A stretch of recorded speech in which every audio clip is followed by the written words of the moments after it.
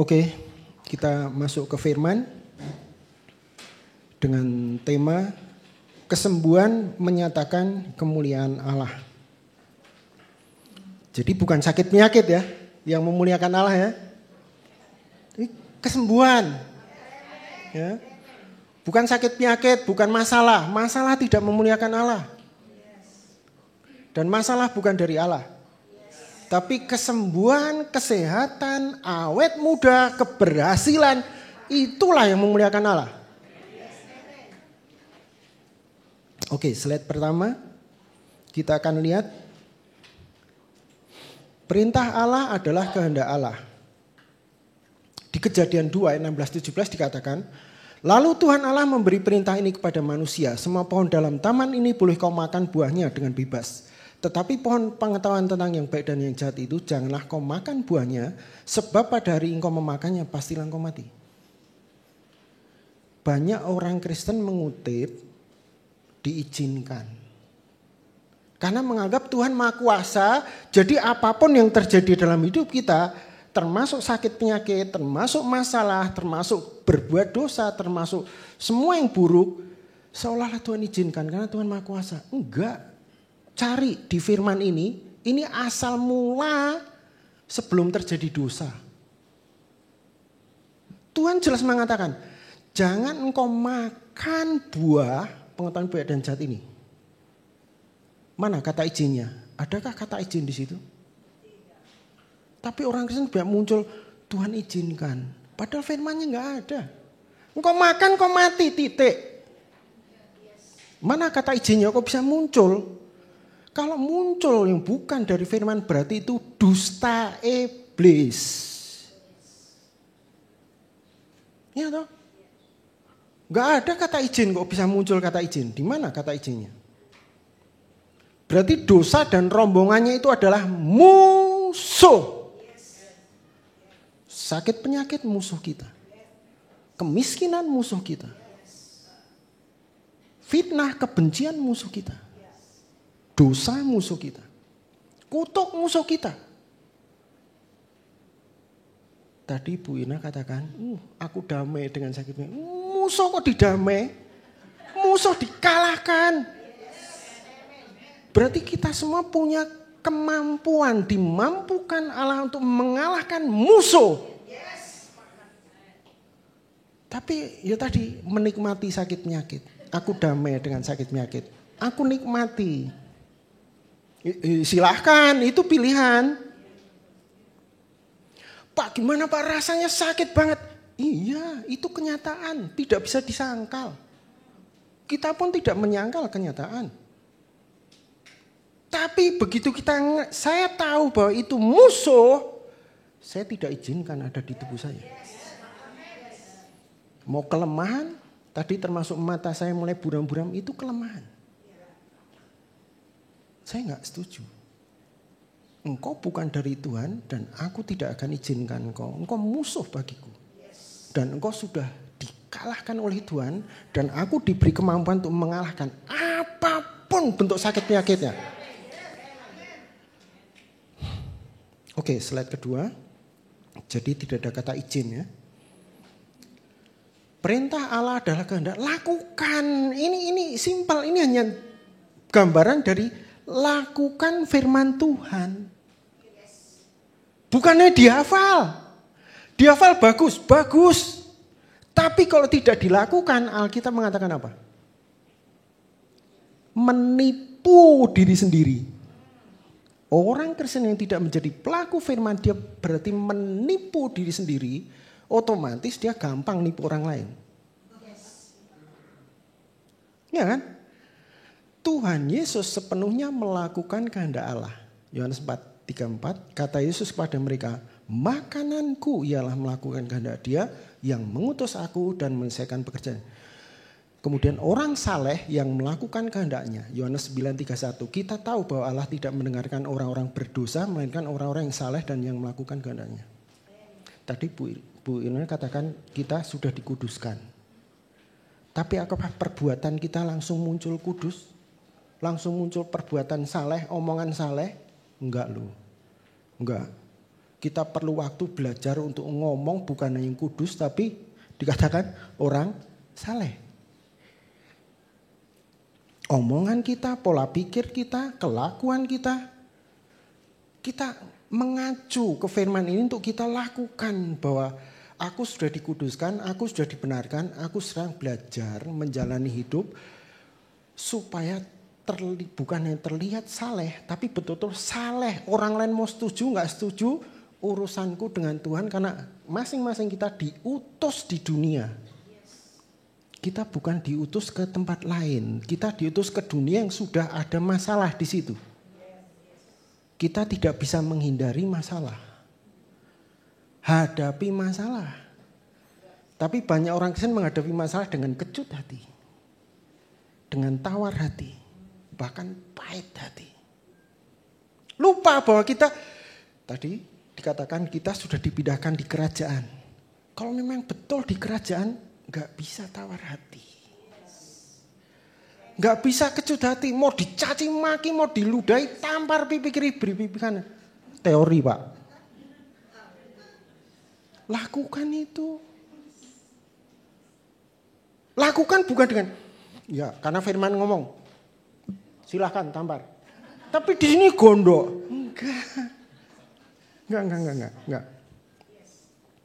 Maka perlu menjaga hati dulu. Nah proses dari tadi loh.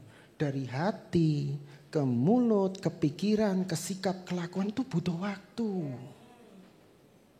Kalau betul hatinya terjaga saat ditampar, yang muncul apa? Kasih. Bukan dongkol. Ini munculnya ketawa, tapi di sini dongkol. Itu menipu lagi. Saya ngomong gampang di sini, tapi prakteknya apa? 1-2 tahun. Saya butuh bertahun-tahun untuk mempraktekkan ini. Gak gampang. Dalam pelayanan kita ketemu orang-orang Kristen. Apakah semuanya baik-baik? No.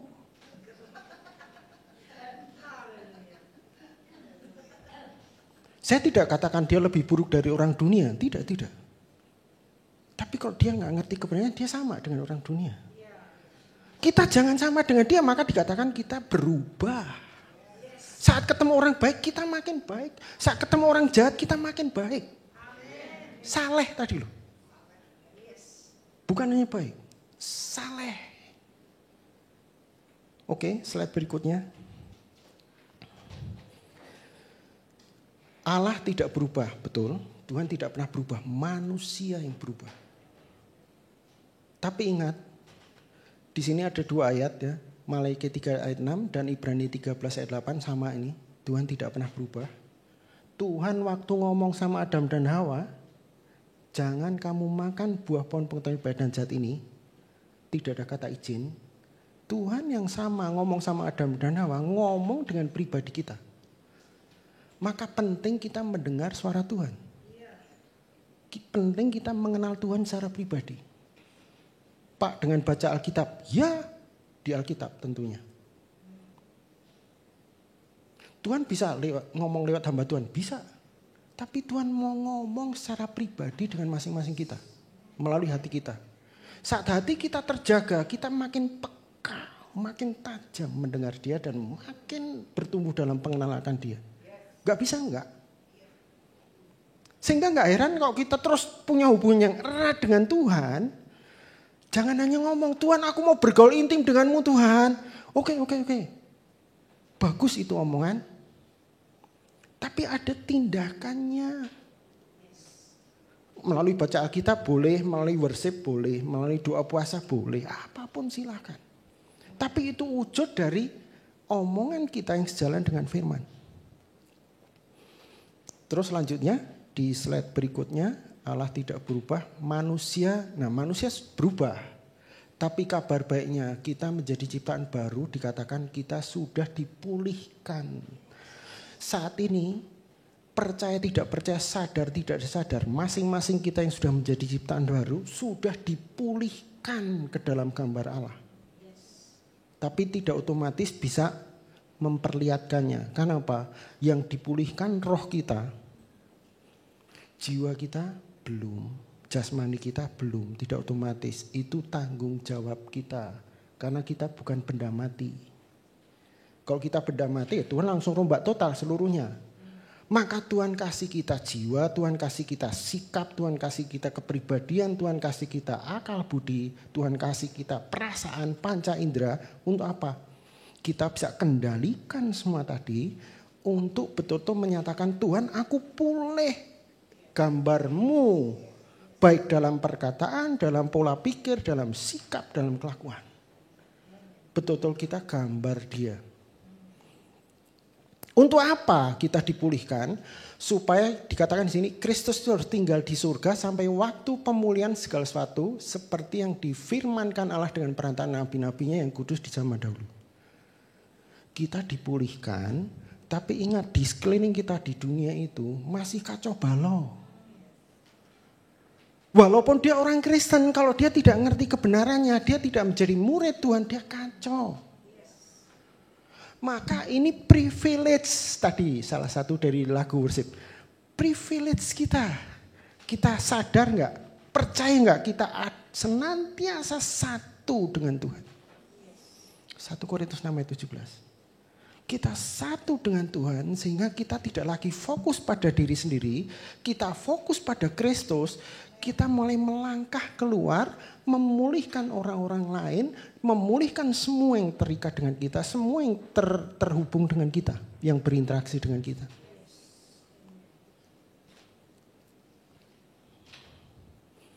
Ya, jadi kita dipulihkan bukan untuk fokus pada diri sendiri, bukan, tapi untuk menjalankan privilege, menjalankan mandat atau amanat agung dari Tuhan. Bukan Tuhan buat pekerjaanku berhasil, Tuhan buat rumah tanggaku berhasil. Iya itu bagian gitu, tapi itu bukan sasaran. Sasarannya kita memulihkan segala sesuatu bersama Tuhan sampai Tuhan Yesus datang lagi kedua kali. Tuhan menanti-nantikan mana yang mau bekerja bersama aku ya, mana yang mau setuju dengan aku dan kerja sama dengan aku. Ternyata nggak terus-menerus, perlu waktu kita. Kita masih bisa gagal, oke, tapi tadi Tuhan ngomong, bangun lagi. Tuhan tidak pernah mendiskualifikasi kita, tapi ingat, tubuh kita ada expired-nya. Jadi gunakan waktu-waktu yang ada supaya apa? Alkitab mengatakan, supaya kita memperoleh hati yang bijaksana. Melampaui saleh tadi loh, kalau bijaksana. Kalau bijaksana tuh seperti Salomo ya. Waktu dia diperhadapkan dengan dua perempuan, ini anakku, anakmu yang mati. Salomo bingung, karena dia gak nungguin waktu anak ini lahir gitu. Dia tiba-tiba dihadapkan masalah. Tapi karena dia memiliki hikmat dari Tuhan, dia gunakan, dia bisa tahu, oke, ambil pedang. Potong anak ini jadi dua, separuh ibu ini, separuh ibu ini. Salomo sudah tahu. Dengan cara itu akan ketahuan siapa ibu yang asli. Kita kadang-kadang seperti itu toh. Kita dihadapkan masalah. Ini masalah dari Tuhan atau bukan? Kalau kita tidak bergaul dengan Tuhan, kita tidak bergaul dengan firman, kita juga akan bingung. Jangankan untuk memulihkan yang di luar. Begitu mengalami sakit penyakit, dapat omongan dari hamba Tuhan, dari sana sini, sehingga ambil kesimpulan sendiri. Walaupun baca Alkitab gitu. Walaupun bilur Yesus menyembuhkan aku, tapi tidak mengalami kesembuhan. Kenapa? Firman yang disampaikan, firman yang dibaca hanya berhenti di otak. Kalaupun ditanam di dalam hati tidak dirawat. Dirawat sebentar, begitu ada sakit ini rasa sakitnya bertambah, hilang tuh. Yang muncul semak duri, yang muncul batu-batu. Tuhan kenapa aku gak sembuh Tuhan? Tuhan kenapa ini begini? Banyak pertanyaan sama Tuhan.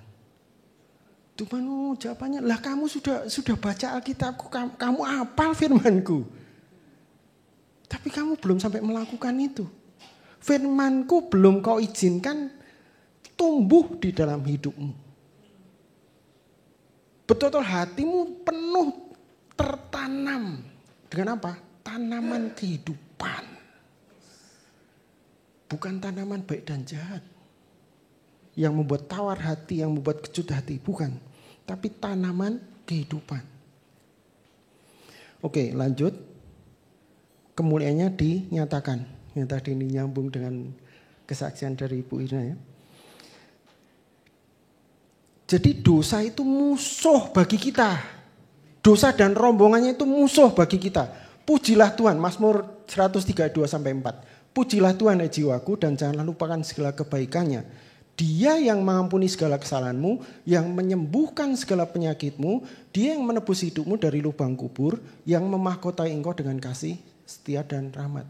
Di sini dikatakan bukan hanya menyembuhkan. Di sini yang terakhir dikatakan memahkotai engkau. Tadi kelas faithfulness.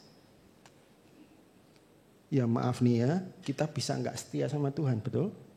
Tapi Tuhan ngomong, dia tetap setia. Bahkan dia memahkotai kita dengan kasih setia. Dia memahkotai kita dengan rahmat. Enggak pernah diambil sama Tuhan. Tapi herannya ada orang-orang Kristen yang bisa enggak setia tuh. Karena firman ini dihafal. Firman ini ditanam tapi tidak dirawat. Tidak disiram, tidak dipupuk. Simpan dalam hati tapi pikirannya kacau, perasaannya kemana-mana, dibiarin aja. Harusnya cara merawat firman di hati, saat pikirnya kacau menyimpang dari firman, kembalikan ke firman. Itu merawat benih yang kita tanam. Saat perasaan kita bisa melenceng, enggak. Perasaanku, panca indraku, engkau harus tunduk sejalan dengan firman Tuhan. Pikiran, emosi, keinginan yang tidak sejalan dengan kehendak Tuhan tadi, arahkan lagi ke kehendak Tuhan. Sesederhana itu, tapi ingat praktiknya tidak sesederhana waktu dikatakan. Enggak sesederhana itu. Perlu waktu betul-betul kita bergantung sama Tuhan. Tanpa Tuhan enggak mungkin, enggak bisa. Ya, jadi dia bukan hanya menyembuhkan kita, tapi dikatakan dia, kalau saya istilahkan, mendandani kita. Kalau orang sakit bisa nggak didandani? Bisa, tapi dia terbaring di tempat tidur didandani buat apa? Yang nonton hanya yang besuk. Lu kalau didandani berarti dia menjalankan amanat agung, bukan saat tidur. Saat tidur diberkati Tuhan. Berkat Tuhan tidak pernah berhenti. Tapi memanifestasikan berkat untuk menjadi berkat bagi orang lain, enggak. Jadi kita didandani supaya kita bisa memberkati orang lain. Dan berkat di dalam kita berlipat ganda. Kita disembuhkan, terus kita keluar didandani Tuhan, bukan didandani di dalam rumah. Dunia ini bagian dari kerajaan Allah. Berarti dunia ini, jangan dunia lah tepatnya, bumi ini milik kita. Sehingga begitu kita keluar beraktivitas di luar rumah, kita memperlihatkan bahwa masing-masing kita didandani oleh Allah. Bukannya disembuhkan. Didandani bukan untuk keangkuhan kita, untuk kesombongan kita. Tidak. Didandani supaya orang-orang, oh gitu ya bapakmu ya. Ternyata Allah itu bapakmu ya, Tuhan itu bapakmu. Ya. Jangan sampai orang-orang, Tuhan itu bapakmu. Bukan. Kalau Tuhan itu bapakmu, aku mau. Tapi Tuhan bapakmu, enggak. Aku punya Tuhan yang lain, aku punya Allah yang lain.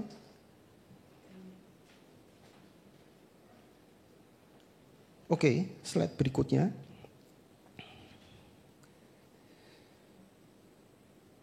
Nah ini. Kemuliaannya dinyatakan dari dalam bejana tanah liat. Kita ini bejana tanah liat. Kalau kita ikuti perasaan kita kita ikuti kehendak kita sendiri, kita ikuti pikiran kita sendiri, kita sangat-sangat rentan. Betul-betul kita tanah liat. Ini saya ambil dari versi firman Allah yang hidup. 2 Korintus 4 ayat 7 dikatakan, tetapi harta yang berharga ini, yaitu terang dan kuasa yang sekarang bercahaya di dalam diri kami, seolah-olah tersimpan di dalam wadah yang rapuh, yaitu tubuh kami yang lemah. Semua orang dapat melihat bahwa kuasa yang penuh kemuliaan di dalam kami pasti berasal dari Allah dan bukan milik kami sendiri. Saya setuju, kita setuju dengan firman ini. Betul, tubuh kita ini dari tanah liat. Ya. Tapi ingat, begitu kita dipulihkan, tubuh ini menjadi apa? Masih sama loh wujudnya. Tapi dikatakan di sini tersimpan terang dan kuasa yang sekarang bercahaya. Tuhan tidak pernah redup, Tuhan tidak pernah berubah. Kristus di dalam kita tidak pernah berubah, tapi cahayanya, kuasanya, kemuliaannya enggak otomatis memancar dari hidup kita.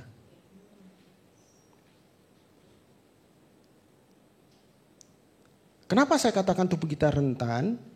Coba, kalau kita susah napas, kita sekarang nggak pakai bantuan oksigen bernafas. Coba begitu ada masalah di dalam jalur pernapasan kita, nggak usah pakai 5 menit, 1 menit selesai dia. Ya kan?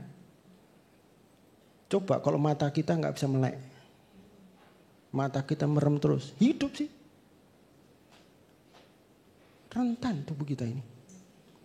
Melek terus sekarang, nggak bisa ngedip. Nggak usah yang gitulah, nggak usah gitu. Kita masukkan air ke telinga kita. Masuk? Udah, jangan dikeluarin. Coba aja jalan-jalan. Enak nggak? Nggak enak. Tuhan tahu nggak itu? Tahu. Ngomong. Doa puasa, Tuhan keluarkan air ini dari telingaku. Baca Alkitab 5 pasal sehari, keluar airnya? Ya enggak lah. Lakukan firman. Kalau kita bisa keluarin. Kamu enak enggak? Enggak enak. Loh kalau kamu enggak enak, aku justru enggak suka kamu kayak gitu. Maka Tuhan katakan, Tuhan menjadi sama seperti kita. Dia punya tubuh ini seperti kita. Dia merasakan kelemahan kita. Dia mengalami kelemahan kita. Bahkan dia mengalami jauh melampaui kita. Dia sudah mati tubuhnya. Supaya kita tidak perlu harus mati tubuh kita. Kalaupun tubuh kita ini mati, sudah expired. Memang sudah waktunya. Untuk kita, tugasmu selesai nak di bumi ini, pulang. Ada orang yang mau pulang sendiri gak? Ada. Tuhan aku capek Tuhan, aku letih Tuhan, bebannya berat Tuhan. Sehingga betul, karena kita milik dia, keinginan kita pulang aja lah, sudah selesai mas. Begitu aku mati kan selesai sendiri semuanya. Gak peduli dia dengan orang lain, gak peduli dengan semua ini, dia nyerah. Hidup kita bukan tidak ada kesulitan. Hidup kita bukan tidak ada masalah. Ada kita di dunia, nggak usah kita macam-macam, masalah akan berdatangan. Tapi kalau hati kita terjaga dan kita terus-menerus yakin ada di dalam kerajaan, yakin kita ada di tahta kasih karunia-Nya, yakin kita ada bersama Dia, satu dengan Dia, beda. Yang kita nyatakan apa? Seperti tadi firman di atas. Kemuliaannya akan terpancar dari kita. Kebaikannya, kekudusannya, kebenarannya, kesalehannya yang akan terpancar dari kita. Bukan bau busuk dari daging. Kenapa? Karena tubuh kita yang rentan ini sudah dibeli Tuhan menjadi apa? Roma 12 ayat 1, menjadi persembahan yang hidup, kudus, berkenan di hadapan Tuhan. Di perjanjian lama, waktu seseorang mempersembahkan hewan korban, tunggu. 14 hari dulu. Iya toh? Dipisahkan, tunggu, diisolasi 14 hari, dicek lagi, begitu tidak ada cacat celah baru bisa dipersembahkan. Begitu ada cacat celah, siapa misalnya? Kamu yang bawa ini, tukar. Yang tidak ada cacat celah, tunggu 14 hari lagi, baru bisa menjadi persembahan. Ada syarat ketentuan. Nah, tubuh kita menjadi persembahan seperti di perjanjian lama tadi. Tapi kabar baiknya kita tidak bisa sendiri membuat tanpa cacat celah. Tuhan sudah melakukan sehingga tubuh kita tidak bercacat celah. Tapi apakah betul tubuh kita persembahkan untuk Tuhan? Belum tentu. Walaupun orang Kristen belum tentu. Ikuti cara Tuhan untuk merawat tubuh. Selain tubuh kita menjadi persembahan yang hidup, kudus, berkenan di hadapan Tuhan, berarti tidak ada sakit penyakit, tidak ada kelemahan tubuh, tidak ada cacat celah. Seberapa kita mau percaya, seberapa kita mau lakukan firman ini, kembali pilihan ada masing-masing kita. Selain itu, tubuh kita menjadi apa? Bait Allah. 1 Korintus 3 ayat 16, 1 Korintus 6 ayat 19 dan 20. Itu lebih dari sekedar persembahan. Tubuh kita ini menjadi bait sucinya Dia. Bukan bait suci yang dibangun Salomo. Bukan. Tapi bait suci yang luar biasa, yang dimahkotai dengan kemuliaan, dimahkotai dengan rahmat, didandani dengan luar biasa. Oke, lihat ayatnya. Slide berikutnya. Perhatikanlah di Lukas 12 ya, ayat 27-28. Perhatikanlah bunga bakung yang tidak memintal dan tidak menenun. Namun aku berkata kepadamu, Salomo dalam segala kemegahannya pun tidak berpakaian seindah salah satu dari bunga itu. Jadi jika rumput di ladang yang hari ini ada dan besok dibuang ke dalam api, demikian didandani Allah, terlebih lagi kamu, hai orang yang kurang percaya. Sakit penyakit bukan dandanan Allah. Kelemahan tubuh bukan dandanan Allah. Sakit penyakit kelemahan tubuh tidak memuliakan Allah. Allah sudah memahkotai kita dengan kemuliaannya. Setuju dengan firman, lakukan dengan kesabaran, jadi, pasti jadi. Kalau rumput di ladang yang hanya sehari dikatakan, hari ini ada besok dibuang, hilang, artinya hidupnya hanya sehari. Demikian didandani Allah, lebih-lebih kita. Kita bukan hanya manusia batiniah kita yang didandani. Tapi termasuk jiwa kita pun didandani. Termasuk tubuh kita ini loh. Yang tadi menjadi persembahan yang hidup kudus. Menjadi bait suci. Itu sudah didandani Allah, sudah selesai semuanya.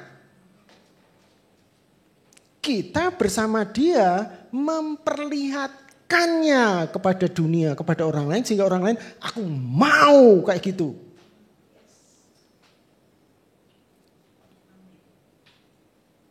Tadi ya, kalau sakit bisa nggak didandani? Bisa, tapi buat apa? Nggak maksimal. Kalau sembuh didandani baru maksimal dia. Ya toh? Kalau ya nggak apa-apa sih, dandan di rumah aja nggak usah pergi-pergi, nggak apa-apa. Tapi kan Tuhan ngomong ke kita, eklesia, kamu keluar. Keluar untuk memuliakan Tuhan. Bukan untuk memalukan Tuhan. Dan Tuhan sudah lengkapi kita lebih dari cukup didandani.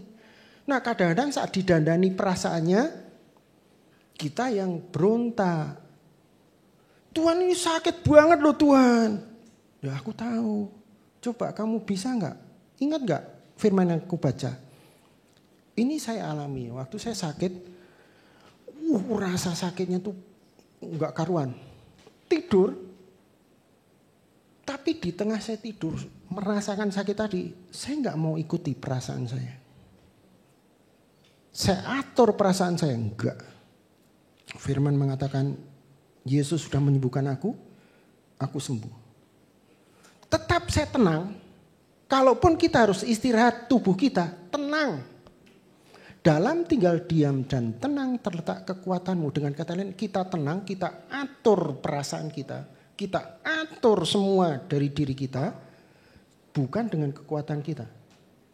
Dengan kekuatan Allah yang di dalam kita, kita atur semua tadi, sehingga sejalan dengan firman, sembuh. Enggak perlu lama. Selama COVID saya diserang 3 kali. Saya ingat benar, 3 kali saya diserang. Saya rasakan gejala-gejalanya, saya ngomong tidak. Engkau tidak punya bagian dalam hidup. Virus, bakteri apapun, nempel di kulitku, engkau yang mati. Bukan aku yang kedodoran. Apakah langsung mati? Enggak. Saya tidur, saya diam, besok pagi sembuh. Hilang semua. Kita masih bisa berhadapan dengan sakit penyakit. Kita masih berhadapan dengan masalah keuangan. Tapi ingat, kita didandani. Seberapa kita izinkan Tuhan mendandani kita. Tuhan senang mempromosi kita, memamerkan kita kepada musuh-musuh kita supaya kita bisa tertawa, mentertawakan musuh. Iya toh, Tuhan mau mengolok-olok musuh dengan apa? Tertawa di kitab Mazmur. Saat ini kita sudah melewati pandemi ya, COVID ya. Masih ada sih bersambung gitu ya. Tapi kalau kita lihat berapa tahun yang lalu, kita bisa ketawa. Harusnya sama. Dengan kita tahu kita didandani Tuhan, harusnya sama. Lihat slide yang terakhir. Ini Mazmur 103 ayat 2 sampai 4 ya, tadi di atas kita sudah baca ya. Sekarang kita lihat Mazmur 103 ayat 5. Dia yang memuaskan hasratmu dengan kebaikan sehingga masa mudamu menjadi baru seperti pada burung rajawali. Kita diremajakan, usia kita boleh bertambah. Tanda-tanda penuaan fisik boleh bertambah. Tapi firman mengatakan, masa mudamu dibarui seperti pada burung rajawali. Usia kita bertambah, tanda-tanda tubuh yang menua kelihatan. Bahkan Alkitab mengatakan, tubuh kita bisa merosot. Tapi ingat, Kristus yang di dalam kita tidak pernah berubah.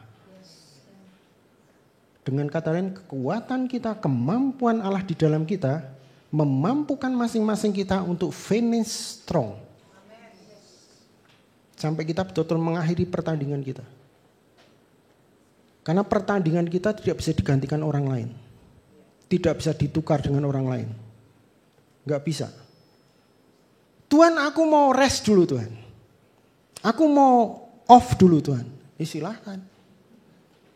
Argonya tetap jalan. Tuhan tahu itu.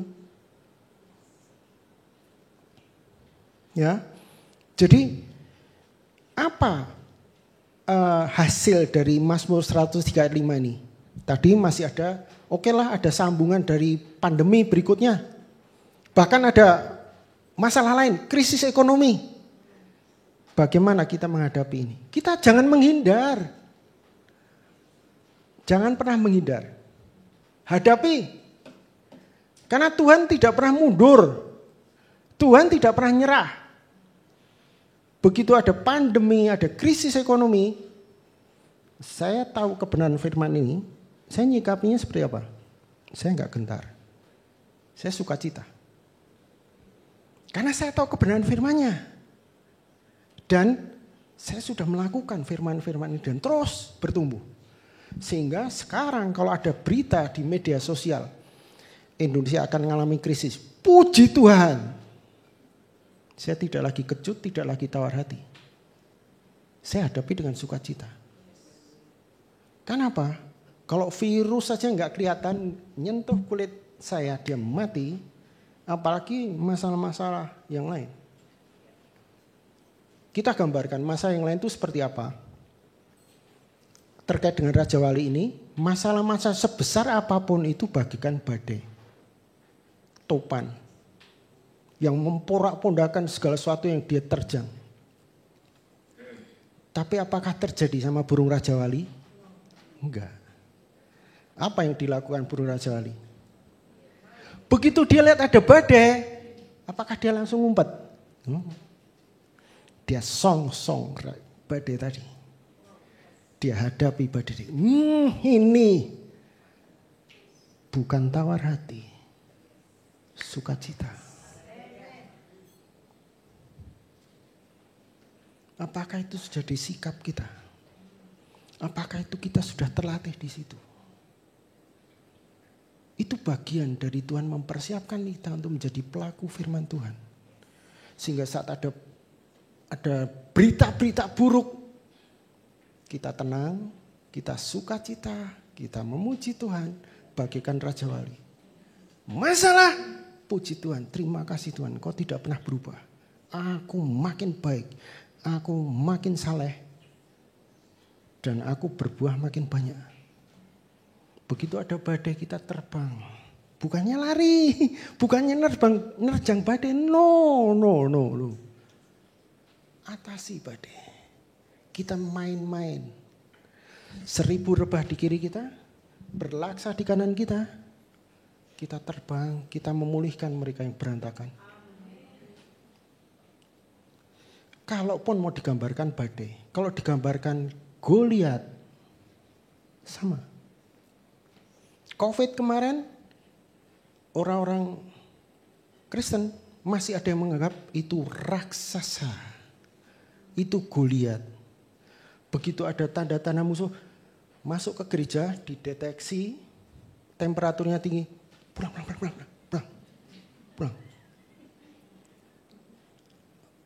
Saya bingung, awal terjadi itu saya bingung. Firman gak ngomong gitu loh. Orang sakit datang pada Yesus disembuhkan. Nah ini orang datang ke gereja diusir. Kok terbalik ya? Tapi saya nggak ngerti cara nanganinya bagaimana. Kalau memang betul ada orang datang saya, gimana ya nanganinya? Ya, firman hanya ngomong sembuhkan. Tuhan kan sulit Tuhan. Belum ada obatnya. Lah aku lebih dari tabib. Dari situ saya berubah sikap saya. Saya ngomong sama teman-teman, kamu gila, kamu keterlaluan, kamu mencobai Tuhan. Kamu mencobai Tuhan ya? Ada teman, saya jadi pendeta, saya ngomong, coba kamu lakukan itu. Pak, gak boleh sama pemerintah. Loh kamu ini pemerintah, kamu ada di kerajaan apa di pemerintah dunia? Betul, di pemerintah dunia kenyataannya, kamu di dalam kerajaan. Dulu saya dianggap aneh gitu. Tapi saya jalan terus tuh. Kalaupun dia raksasa, seperti Goliat, seluruh bangsa Israel sampai dari rajanya loh, ngumpet. Goliat, ya. Apa yang dilakukan Daud? Dia jalan. Siapa itu orang itu? Apakah Daud langsung berhadapan? Enggak. Dia tunggu. Dia tunggu kesempatan. Tuhan juga cari pengerja-pengerja seperti itu. Alkitab mengatakan pekerjaan banyak, pekerja sedikit. Masih sedikit yang bisa setuju dan kerjasama dengan Tuhan. Maka kita dididik melalui karis ini. Bukan berarti di luar sana tidak ada yang baik ya. Ada banyak, saya percaya. Tapi untuk saya pribadi, saya pas di sini. Sehingga saya bisa melihat segala sesuatu dengan sudut pandang kebenaran dan itu membuat saya merdeka.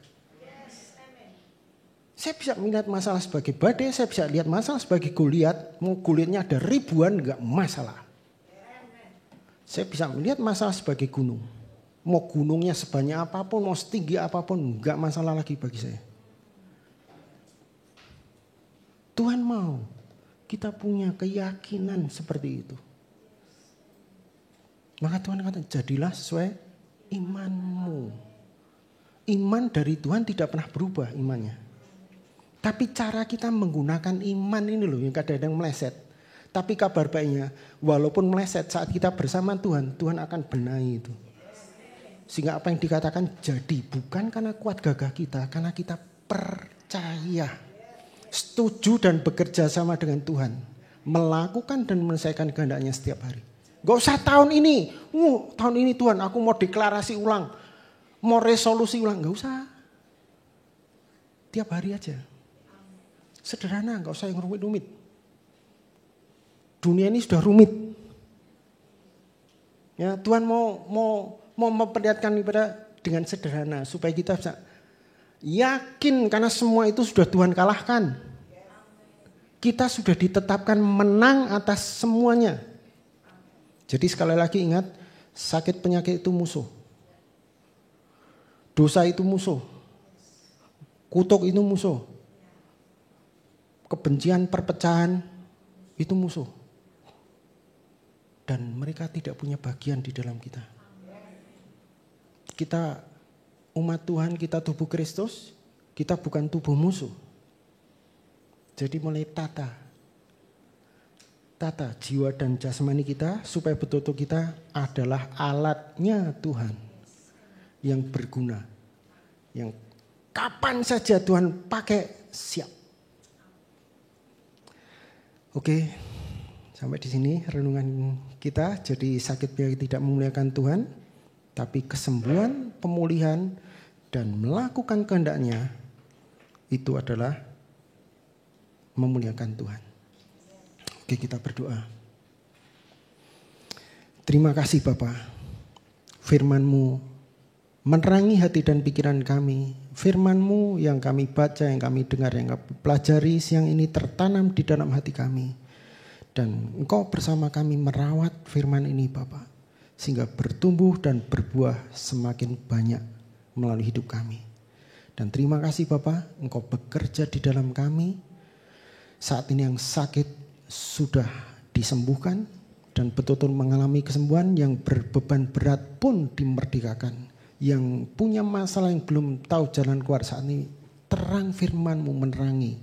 Sehingga terlihat jalan keluar. Dan kasih-Mu menuntun kami untuk menyelesaikan semuanya tepat sesuai dengan kehendak-Mu yang sempurna.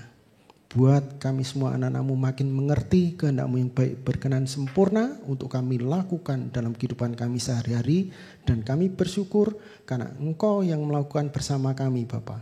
Jauh melampaui doa kami, jauh melampaui permohonan kami. Di dalam nama Tuhan Yesus. Haleluya. Amin. Puji Tuhan, terima kasih banyak Pak Paulus buat firman Tuhan yang sungguh luar biasa. Semua setuju diberkati? Amin. Saya akan menyampaikan beberapa informasi Bapak Ibu. Informasi yang pertama adalah telah dibuka untuk pendaftaran murid baru untuk Charis Bible College Jakarta. Bagi Bapak Ibu yang berminat bisa mendaftar lewat website kami yaitu www.charisindonesia.org. Bisa lihat detailnya di website tersebut, juga bisa langsung daftar di situ. Informasi berikutnya bagi Bapak Ibu Saudara yang mau kegiatan kami lebih lanjut atau mau mengenal ministry ini lebih dalam bisa mengunjungi website kami tersebut juga. Juga bisa mengunjungi media sosial kami, IG-nya @charisindonesia. Bapak Ibu juga bisa mengunjungi channel YouTube kami. Semua yang pengajaran maupun kesaksian di acara maupun event kami, yaitu Charis Devotion maupun Charis Healing akan di-upload di YouTube tersebut. Saya percaya semua video di situ akan memberkati Bapak Ibu semua. Kita akan mengadakan persembahan Bapak Ibu. Di kesempatan ini kami mengucapkan terima kasih yang sebesar-besarnya bagi Bapak Ibu Saudara, juga bagi para partner maupun donatur kami yang telah mendukung ministry ini baik secara lewat doa maupun dana. Apa yang Bapak Ibu Saudara telah lakukan, telah tabur, telah menjadi berkat bagi banyak orang. Bagi Bapak Ibu yang menyaksikan acara ini secara online lewat YouTube kami dan rindu untuk memberikan persembahan bisa melakukannya lewat transfer ke rekening kami yang tampil di layar dengan berita Charis Healing. Sebelum persembahan diedarkan, saya akan membacakan satu ayat firman Tuhan. 2 Korintus 9 ayat 7-8. Hendaklah masing-masing memberikan menurut kerelaan hatinya, jangan dengan sedih hati atau karena paksaan. Sebab Allah mengasihi orang yang beri dengan sukacita, dan Allah sanggup melimpahkan segala kasih karunia kepada kamu, supaya kamu senantiasa berkecukupan di dalam segala sesuatu, dan malah berkelebihan di dalam berbagai kebajikan. Jadi ada kata memberi dengan sukacita. Saya percaya apa yang dapat membuat kita memberi dengan sukacita, yang pertama adalah ucapan syukur kita. Amin. Yang kedua juga adalah merasa privilege atau merasa memiliki hak istimewa untuk berkontribusi dalam kerajaan Tuhan. Amin. Juga yang ketiga adalah kita memiliki pengertian bahwa sebenarnya Bapak excited dan disenangkan setiap kali kita terlibat dalam pekerjaannya, dalam kerajaannya. Saya ceritakan sedikit, anak saya yang masih kecil, dua-duanya ingin ikut saya ke pekerjaan saya, dan mereka membantu di situ. Walaupun enggak seperti gimana, tapi saya excited hari itu. Saya percaya Bapak kita mengasihi kita tanpa syarat, Bapak kita selalu bangga pada kita terlibat atau enggak dalam pekerjaan Tuhan, dia selalu mengasihi kita 100%, dia selalu bangga pada kita 100%. Tapi ketika kita terlibat, saya percaya dia excited. Seperti saya yang excited ketika anak saya terlibat. Amin. Mari kita berdoa. Bapa, kami berterima kasih buat kasih-Mu, buat kebaikan-Mu, buat hadirat-Mu, buat firman-Mu, buat semua yang telah Engkau lakukan dalam hidup kami. Kami bersyukur juga buat setiap persembahan yang telah ditabur oleh anak-anak-Mu dalam ministry ini. Kami percaya Engkau telah memberkati kami semua karena kami semua ada dalam Kristus. Kami percaya pekerjaan kami Kau berkati, rumah tangga kami Kau berkati. Kau telah memberkati kami dengan segala berkat rohani di dalam sorga. Engkau mencukupkan semua yang dibutuhkan, Engkau mencukupkan semua kebutuhan anak-anak-Mu. Terima kasih Bapa, dalam nama Tuhan Yesus. Amin.